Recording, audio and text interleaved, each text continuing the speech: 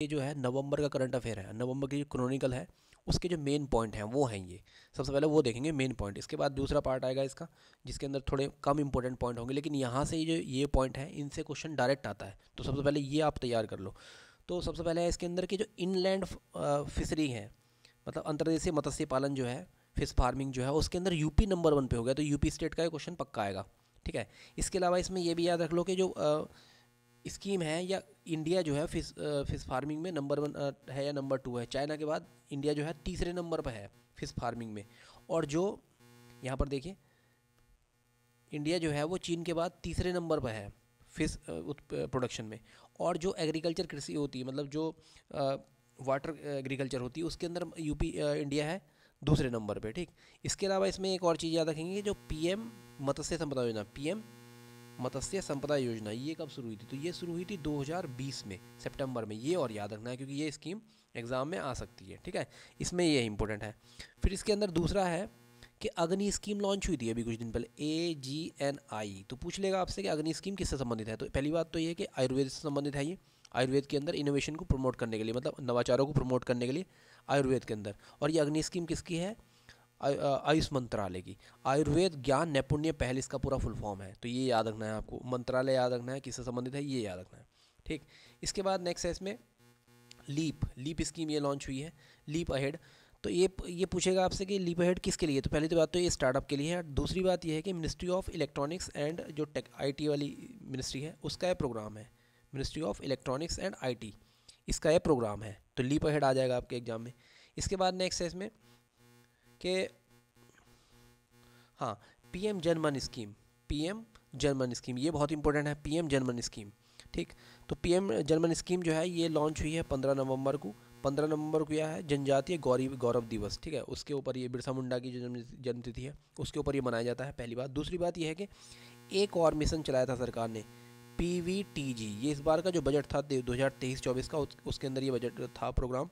इसके लिए सरकार ने 15,000 करोड़ रुपये रखा था PVTG मिशन के लिए, और ये 3 सालों के लिए था अगले। ठीक है, लेकिन ये जो PM जनमन अभियान है, PM जन मन अभियान, ठीक है, ये जो लॉन्च हुआ है इसके लिए सरकार ने 24,000 करोड़ रुपया रखा है। ठीक है, और इसके अंदर भी किसका, ये PVTG के ही डेवलपमेंट के लिए प्रोग्राम चला दिया। जैसे कि PVTG का फुल फॉर्म पूछ लेगा आपसे, तो पर्टिकुलरली वनरेबल ट्राइबल ग्रुप्स इसका फुल फॉर्म है। तो ये दोनों ही चीज़ें आपको इसमें याद रखनी, कितना फंड रखा है सरकार ने ये याद रखना है। ठीक है, इसके अलावा है नेक्स्ट इसमें AI सबमिट हुई थी अभी, कहाँ पर हुई थी? ये लंदन में इसकी ये सबमिट हुई थी, ये विलेजली पार्क जो है यहाँ पर। ठीक है, तो ये याद रखना है कि जो AI सबमिट हुई है कहाँ पर हुई है। ठीक, इसी पे क्वेश्चन आएगा।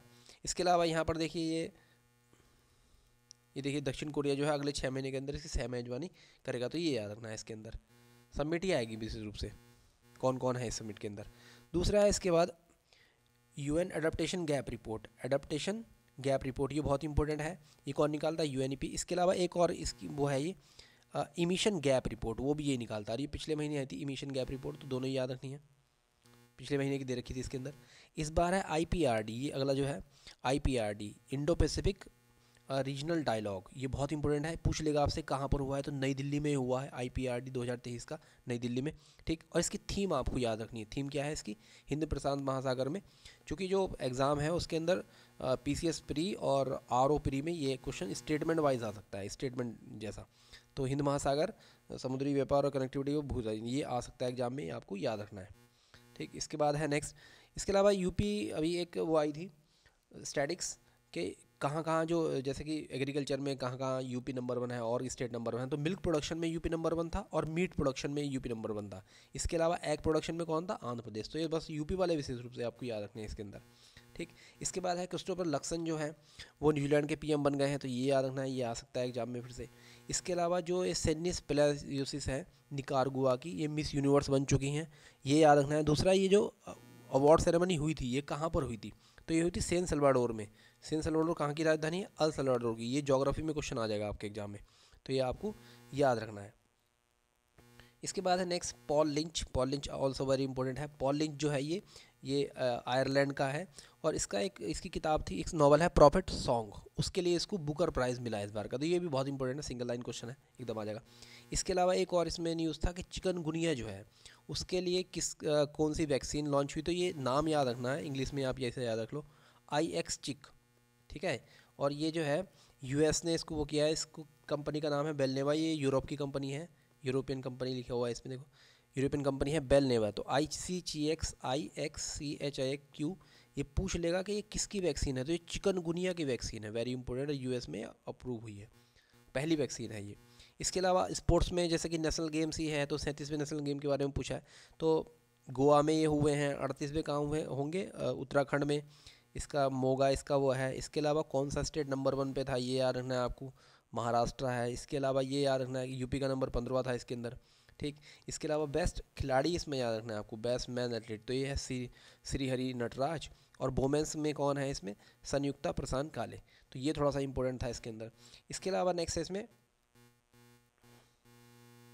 हाँ प्रलय, इसमें है प्रलय, ये प्रलय मिसाइल। तो प्रलय मिसाइल पर आपको याद रखना है कि इसका परीक्षण ये है कैसी मिसाइल, तो ये सरफेस टू सरफेस मिसाइल है, सरफेस टू सरफेस मिसाइल, ठीक है। और इसकी रेंज याद रखनी, 350 से 500 किलोमीटर की रेंज है, तो ये थोड़ा सा इंपॉर्टेंट है।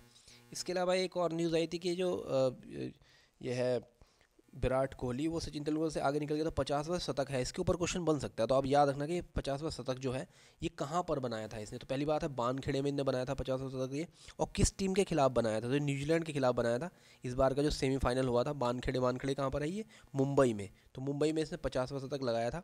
और ये दुनिया का पहला खिलाड़ी बन गया है जिसने सबसे ज़्यादा शतक लगाए, 50 शतक वाला। इससे पहले कौन था, सचिन तेंदुलकर रिकॉर्ड इन्होंने तोड़ दिया है, तो ये आपको इसमें याद रखना है।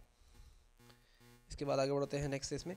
इसके बाद एक और है इसमें कि जो एशियन चैम्पियनशिप तीरंदाजी चैम्पियनशिप है 2023 की, उसमें परनीत कौर ने इसने गोल्ड मेडल जीता, ये याद रखना है। इसके अलावा इसमें इंडिया ने 7 पदक जीते हैं।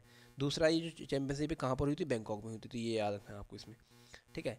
इसके बाद नेक्स्ट है इसमें एक और है कि ई प्राइम लेयर क्या है, तो ई प्राइम लेयर जो है ये अर्थ की कोर की बाहर की लेयर है, जैसे कि कोर होती है, तो कई बार एग्जाम में क्वेश्चन पूछ लेगा आपसे कि जो अर्थ कोर होती है ये ई प्राइम किससे संबंधित है, ई प्राइम किससे संबंधित है, ये अर्थ कोर जो कोर है ये है आउटर कोर, इसी की बाहर की एक लेयर है, उसे बोल रहे हैं ई प्राइम। तो ये सबसे इम्पोर्टेंट न्यूज़ थी इसकी।